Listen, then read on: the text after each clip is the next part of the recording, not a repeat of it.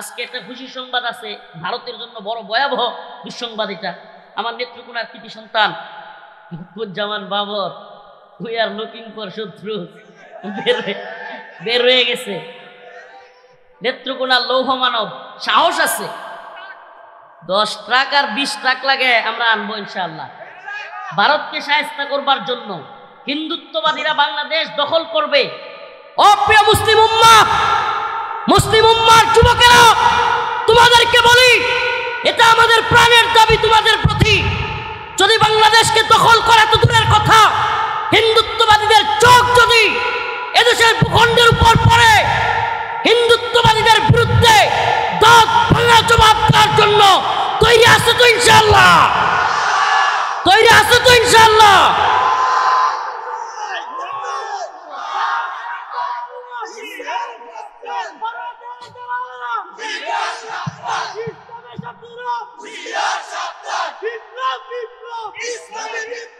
আল্লাহ রাসূলের একটা হাদিস বলে শেষ করছি।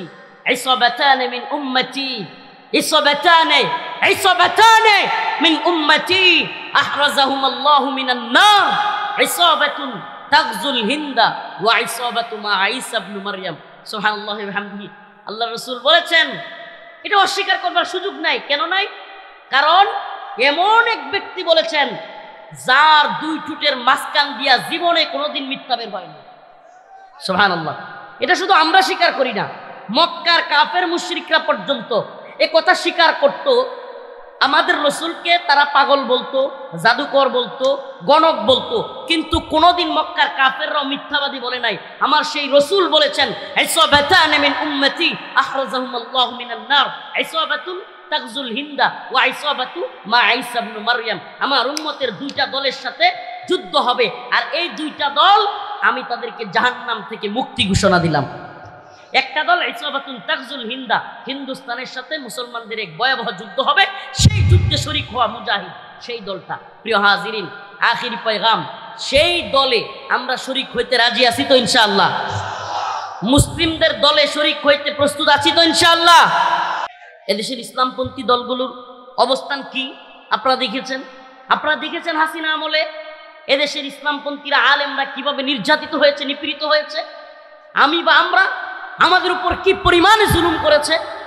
প্রিয় হাজিরিন, আল্লাহ পাকের একটা আয়াত আছে, ওমাকারু ওমাকারাল্লাহ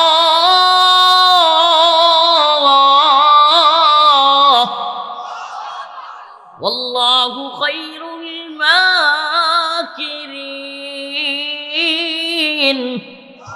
সুবহানাল্লাহ। আল্লাহ বলেন, ওয়ামাকারু ওয়ামাকারাল্লাহ ওয়াল্লাহু খায়রুল মাকিরিন।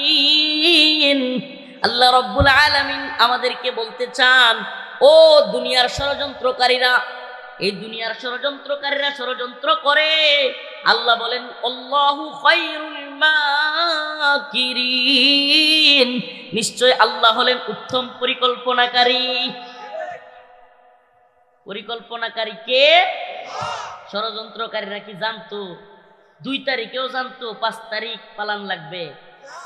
হ্যাঁ, সুবহানাল্লাহ। 2 তারিখেও জানতো না, 2 তারিখ তো দূরের কথা, 5 তারিখেও মনে হয় খুব জানতো না যে একটু পর আমার পালাইতে হবে, না এলে কি রান্না করা খাবার পালাইয়া ছুঁয়ে যাইতে হয়। হ্যাঁ, রান্না করা আল্লাহর ধরা। সুবহানাল্লাহ। আল্লাহ পাক ছাড় দেন, ছেড়ে দেন না। আল্লাহর ধরা দেখছেন নি? আল্লাহ পাক এমন ধরা দিয়েছেন, রান্না করা খাবার খাওয়া যেতে পারে নাই।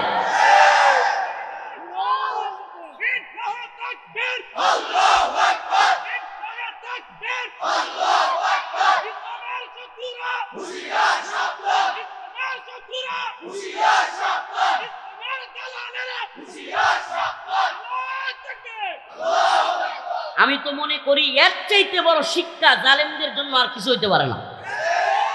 এর থেকেও যদি নতুন করে কেউ জালেম হওয়ার চিন্তা ভাবনাও করে, আমি একটা কথা প্রায় প্রোগ্রামে বলে থাকি, আজকেও বলি আমার প্রিয় ভাইকে সামনে নিয়ে, আমি একটা কথা প্রায়ই বলি, হাসিনা পালায়া যাওয়ার দৃশ্য এর চাইতে আরামদায়ক, শান্তিদায়ক আর কিছু হইতে পারে না। কিন্তু আমি তার চাইতেও বড় খুশি, বাংলাদেশের যুব সমাজ ফিলিস্তিনিদের মতো কামানের সামনে, বন্দুকের নলের সামনে বুক পেতে দিতে শিখছে। কেন খুশি জানেন? কারণ এটা নতুন করে কোনো জালেম হওয়ার বা জালেমদের জন্য এটা একটা শিক্ষা। আমি তো মনে করি খুব বেশি দিন যাবে না, এটা আমি একটা আমার ব্যক্তিগত অ্যানালাইসিস, আমি দল মত কারো নাম বলবো না, কিন্তু খুব বেশি দিন যাবে না, আল্লাহ না করুক, নতুন কোনো জালেমের বিরুদ্ধে আপনাদেরকে ঐক্যবদ্ধ হওয়া লাগতে পারে। এই জন্য একটা কথা কি জানেন, আমার সবচেয়ে খুশির কারণটা এটাই, যে উম্মার যুবকেরা জালেমদের বিরুদ্ধে চোখে চোখ রেখে কথা বলতে শিখছে। আলহামদুলিল্লাহ, যে ভারত সহ পৃথিবীর সমস্ত জালেমদেরকে আমাদের দেখায় দেওয়ার সময় এসছে। আমরা মুহাম্মদ বিন কাসিমের উত্তরসূরি, আমরা সুলতান মাহমুদ গজনবীর উত্তরসূরি, আমরা সালাউদ্দিন আইয়ুবীর উত্তরসূরি। রাজি আছেন তো ইনশাআল্লাহ? ভারত আমাদেরকে হুমকি দমকি দেয়, মাঝে মাঝে বলে চট্টগ্রাম দখল করবে, মাঝে মাঝে বলে কুমিল্লা দখল করবে। কুমিল্লা দখল করতে দিবেন? হ্যাঁ, কাঁটাতারের বেড়ায় মাঝে মাঝে জাকুনি দেয়। মুসলিম উম্মা, ও প্রিয় মুসলিম উম্মা, প্রিয় যুব সমাজ, তোমাদেরকে বলি, তৈরি থাকো, শাহাদাতের তামান্না নিয়ে তৈরি থাকো। এমন এক তামান্না, যে তামান্নায় ভারত কেন, আল্লাহ বলেছেন গোটা পৃথিবীর কোন সুপার পাওয়ারও মুসলমানদেরকে হারাতে পারবে না। এই জন্য আমি বলি, সুপার পাওয়ার সির্ফ আল্লাহ, লা ইলাহা ইল্লাল্লাহ। সুপার পাওয়ার সির্ফ আল্লাহ, লা ইলাহা ইল্লাল্লাহ। সুপার পাওয়ার কে? সুপার পাওয়ার তো সির্ফ আল্লাহ, লা ইলাহা। পৃথিবীর কোন পাওয়ারের যদি শক্তি থাকতো সব মুসলমানদেরকে দখলে নেওয়া, তাহলে আফগানে রাশিয়া আমেরিকা সফল হইতো। সফল হয়েছে না ব্যর্থ? সফল হয়েছে না ব্যর্থ? ভারতও যদি বাংলাদেশ নিয়ে কোনো চিন্তা করে, আমি মনে করি হয়তো আমরা শহীদ হব, হয়তো আমাদের প্রজন্ম অনেকেই শহীদ হবে, কিন্তু বিইذنিল্লাহ কাম মিন ফিয়াতিন কলিলা গালাবাত ফিয়াতান কাসীরাতান বিইذনিল্লাহ। আল্লাহ পাকের ঘোষণা অনুযায়ী বিজয়ী আমরাই হব। বিজয়ী কারা হবে? হয়তো আমরা শহীদ হব, কিন্তু আমাদের পরবর্তী প্রজন্ম এই বিজয়ের নায়ক হবে ইনশাআল্লাহ। শাহাদাতের তামান্না নিয়ে প্রস্তুত আছেন তো? আমার বক্তব্য প্রথম থেকে নিয়ে আমি চেষ্টা করতেছিলাম এটাই, হে প্রিয় মুসলিম উম্মাহ, আমি যেই শত্রুর কথা তোমাদেরকে বুঝাইতে চেয়েছি এতক্ষণ, যেই শত্রু আমাদেরকে, আমাদের দেশকে, আমাদের ইসলামকে, সব কিছুকে ধ্বংস করতে চায়, এই শক্তিটাই হলো বর্তমানে বাংলাদেশের জন্য, এই অঞ্চলের মুসলমানদের জন্য সবচেয়ে ভয়াবহ শত্রু হলো হিন্দুত্ববাদী ভারত। এই হিন্দুত্ববাদী ভারত আমাকে, আপনাকে, আপনার আমার দেশকে, ঈমানকে, দ্বীনকে, সব কিছুকে মাটিতে মিশিয়ে দেওয়ার জন্য এরা প্রস্তুত হচ্ছে। প্রিয় ভাইরা আমার, প্রিয় উম্মা, সীমান্তের বিভিন্ন কাঁটাতারের বেড়ায় আজকে বিভিন্ন সীমান্তে এরা, ওই যে কিছু প্রতিবেশী আছে না, গায়ে পাড়া দিয়া ঝগড়া বাজায়, কিছু প্রতিবেশী থাকে না যে গায়ে পাড়া দিয়া কি করে, ঝগড়া বাজায়। এইরকম গায়ে পাড়া দিয়া ঝগড়া করা প্রতিবেশীদের মতো আচরণ করতেছে এই হিন্দুত্ববাদী ভারত। এরা আমাদেরকে যুদ্ধ যুদ্ধ ভয় দেখায়। কি করে? এদের মিডিয়ায় দেখলাম কয়েকদিন আগে একটা নিউজ দেখলাম, এদের মিডিয়ায় এদের কতগুলো কামান আছে, বিমান আছে, এরপরে যুদ্ধ জাহাজ আছে, সাবমেরিন আছে, বাংলাদেশের কয়টা আছে, এগুলোর হিসাব দিতেছে। পৃথিবীর ইতিহাস সাক্ষী, এগুলোর হিসাব মিলায় যুদ্ধের জয় পরাজয় নির্ধারিত হয় না। আমি যদি রসুলের ভাষায় বলি, আল্লাহ রসুল বলেছেন ইমানদাররা হলো জিন্দা, ইমানদাররা, আর কাফেররা হলো মুর্দা। কাফেররা কি? ইমানদার। আমার রসুল বলেছেন। আচ্ছা বলেন তো, পুরা মাঠ যদি মুর্দা দিয়া ভরপুর আর একজন জিন্দা লোক, ওই পুরা মুর্দারা মিলে জিন্দার কি ক্ষতি করতে পারবে? হ্যাঁ, জিন্দা। ইমানদাররা বলেন না, ইমানদাররা। অতএব জিন্দা ইমান নিয়া জাপায়া পড়লে 313 জন হাজারো অস্ত্র শস্ত্রের বিরুদ্ধে বদরে বিজয়ী হয়েছিল না হয় নাই? ছোট্ট তালেবান যোদ্ধারা অল্প একটা বাহিনী নিয়ে, তালিব শব্দের অর্থ ছাত্র, তালেবান মানে ছাত্রদের দল, এই ছাত্রদের দল রাশিয়া আমেরিকাকে হারাইছে না হারায় নাই? সিরিয়ায় বাশার আল আসাদ, হাফিজ আল আসাদ, বাপ পুতের ক্ষমতা 54-55 বছরের সব ধ্বংস ছোট্ট মুজাহিদের দল করছে না করে নাই? বাংলাদেশে আমাদের এই তরুণ প্রজন্ম হাসিনার 16 বছরের গদি নাড়াইছে না নাড়ায় নাই? সব কিছু মিলে দেখেন তো, অস্ত্র শস্ত্র আর বাহিনী দিয়া বিজয়ী হওয়া যায়? বোঝা গেল বাহিনী দিয়া বিজয়ী হওয়া যায় না, বরং আদর্শিকভাবে যারা সঠিক থাকে তারাই বিজয়ী হয়। আদর্শিক সঠিক হওয়া এটা খুব কঠিন জিনিস, মারাত্মক জিনিস। 10 জন আদর্শিক মানুষ পুরো পৃথিবীকে বিপ্লব ঘটায় দিতে পারে, পুরো পৃথিবীর সিস্টেমকে পরিবর্তন করে দিতে পারে। আদর্শ খুব কঠিন জিনিস। আদর্শ এমন এক জিনিস, যদি কোনো ব্যক্তি আদর্শিক হয়, সে চাকর হইতে পারে, তার মনিব তার আদর্শ গ্রহণ করতে বাধ্য। সে কর্মচারী হইতে পারে, তার পুরো ফ্যাক্টরির মালিক তার আদর্শ গ্রহণ করতে বাধ্য। অতএব আমরা ইসলাম নামক এমন এক আদর্শ পেয়েছি, গোটা পৃথিবী যে আদর্শের সামনে মাথা নত করতে বাধ্য। প্রিয় ভাইরা আমার, বন্ধুগণ আমার, আলোচনা লম্বা করবার সুযোগ নেই। আমি আপনাদেরকে যে মেসেজটা দিতে চাইলাম, মেসেজটা হলো এই উম্মতকে এখন বুঝা, এই জাতিকে এখন বুঝা যে আমাদের সবচাইতে বড় শত্রু, যে শত্রু আমাদেরকে, আমাদের দেশকে, আমাদের ঈমানকে, আমাদের দ্বীনকে ধ্বংস করে দিতে চায়, আমাদের আদর্শ থেকে আমাদেরকে একেবারে মূলোৎপাটন করতে চায়, এই শত্রুর নাম হলো হিন্দুত্ববাদী ভারত। এই শত্রুর বিরুদ্ধে সতর্ক থাকতে হবে। দলাদলি, কাদা চুরাচুরি, একে অপরের বিরুদ্ধে দাঁড়ানো এখন মুসলমানদের কাজ নয়, মুমিনদের কাজ নয়। ঐক্যবদ্ধ হওয়া। মুসলিমদেরকে বলবো, প্রিয় যুবকদেরকে বলবো, এখন ঐক্যবদ্ধ হওয়ার সময়। ঐক্যবদ্ধ হব কেন? ঈমানের জন্য, দ্বীনের জন্য, এই ভূখণ্ড রক্ষা করবার জন্য। এই তরুণ প্রজন্মের যে ভাইরা আছে, এই ভাইদের কাছে আমাদের আহ্বান থাকবে এবং আপনাদের প্রতিও আমাদের মেসেজ থাকবে। যেহেতু ইউটিউবাররা অনেকে আছে, এই কথাগুলো যাবে, তাদের মাধ্যমেও সকলের প্রতি আমার একটা মেসেজ থাকবে। যেই ছেলেগুলো আমাদেরকে বিজয় এনে দিল, আপনাদের এলাকার ছেলে বলে বলছি না, সব যারা এই কাজটা করেছে, তাদেরকে বিতর্কিত করা, তাদেরকে হেয় করা, এটা একটা নতুন ট্রেন্ডিং, যেটা আওয়ামী লীগ এবং তাদের দূষররা প্ল্যান করে করতেছে।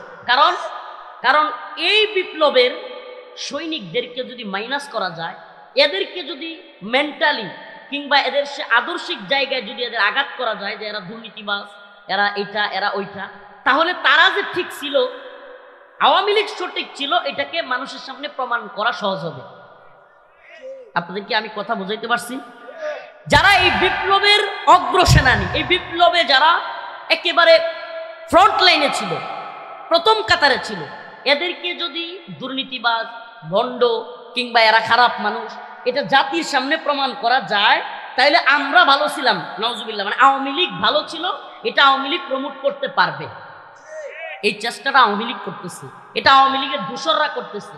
এবং এমন অনেক লোককে দেখা যাচ্ছে যারা অন্যান্য দলের, কিন্তু এরাও এই ছাত্র ভাইদের বিরুদ্ধে বিভিন্ন ধরনের কুচ্ছা রটানোতে লিপ্ত।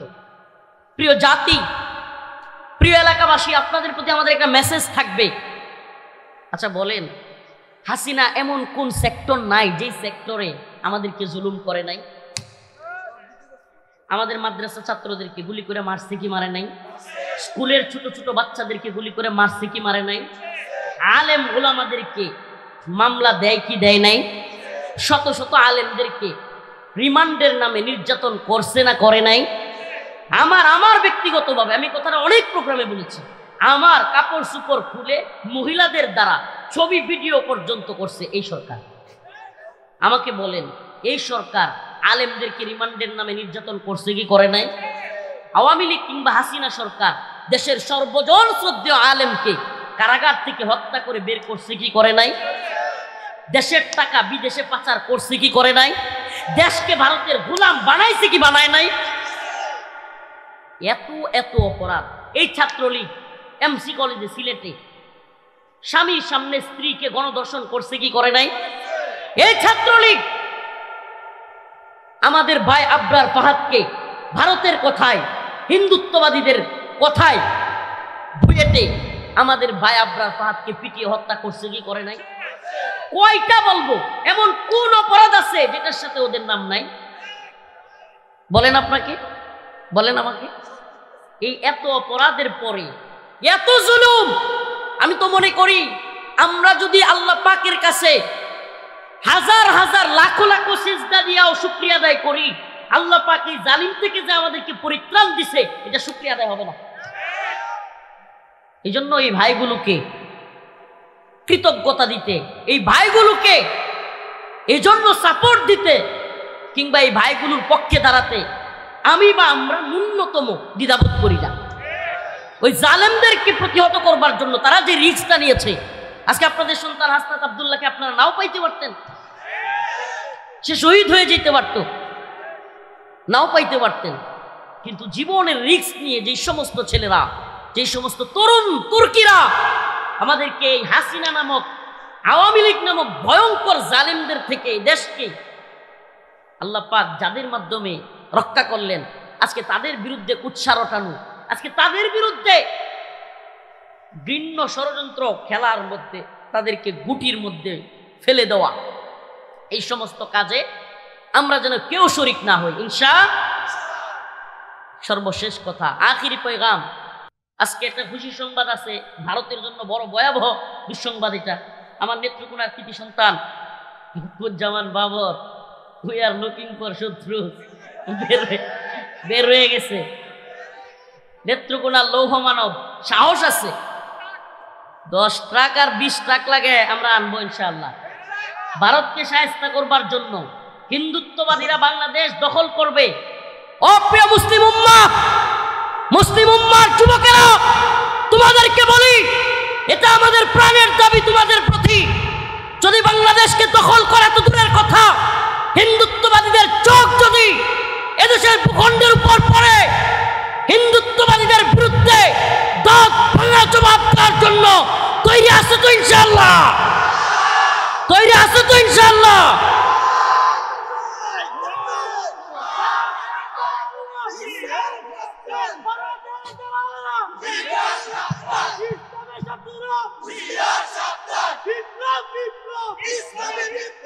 আল্লাহ রাসূলের একটা হাদিস বলে শেষ করছি, ইসাবাতানে মিন উম্মতি, ইসাবাতানে মিন উম্মতি আহরাজাহুমুল্লাহু মিনান নার, ইসাবাতুন তাগজুল হিন্দা ওয়া ইসাবাতু মা ঈসা ইবনে মারইয়াম। সুবহানাল্লাহি ওয়া বিহামদিহি। আল্লাহ রাসূল বলেছেন, এটা অস্বীকার করবার সুযোগ নাই। কেন নাই?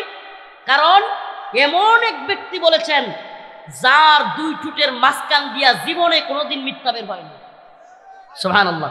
এটা শুধু আমরা স্বীকার করি না, মক্কার কাফের মুশরিকরা পর্যন্ত এ কথা স্বীকার করত। আমাদের রসুলকে তারা পাগল বলতো, জাদুকর বলতো, গণক বলতো, কিন্তু কোনোদিন মক্কার কাফেররাও মিথ্যাবাদী বলে নাই। আমার সেই রসুল বলেছেন, ইসাবাতানে মিন উম্মতি আহরাজাহুমুল্লাহু মিনান নার, ইসাবাতুন তাগজুল হিন্দা ওয়া ইসাবাতু মা ঈসা ইবনে মারইয়াম। আমার উম্মতের 2টা দলের সাথে যুদ্ধ হবে, আর এই 2টা দল আমি তাদেরকে জাহান্নাম থেকে মুক্তি ঘোষণা দিলাম। একটা দল ইসাবাতুন তাগজুল হিন্দা, হিন্দুস্তানের সাথে মুসলমানদের এক ভয়াবহ যুদ্ধ হবে, সেই যুদ্ধে শরীক হওয়া মুজাহিদ, সেই দলটা। প্রিয় হাজিরিন, আখিরি পয়গাম, সেই দলে আমরা শরীক হইতে রাজি আছি তো ইনশাআল্লাহ? মুসলিমদের দলে শরীক হইতে প্রস্তুত আছি তো ইনশাআল্লাহ? লিল্লাহি তাকবীর, লিল্লাহি তাকবীর। এই দিল্লি না ঢাকা, দিল্লি না ঢাকা, আপোষ না সংগ্রাম, দালালি না রাজপথ, গোলামি না আজাদি, গোলামি না আজাদি। নাসরুম মিনাল্লাহ ওয়া ফাতহুন করিব। আখিরি পয়গাম, আমাদের এই বিপ্লব আসলো, 70 থেকে 80 জন মাদ্রাসার ছাত্র জীবন দিল, কত তালিবুল ইলম জীবন দিল। যেহেতু ভাই পাশে, এই কথাটা শুধু বলে শেষ করি।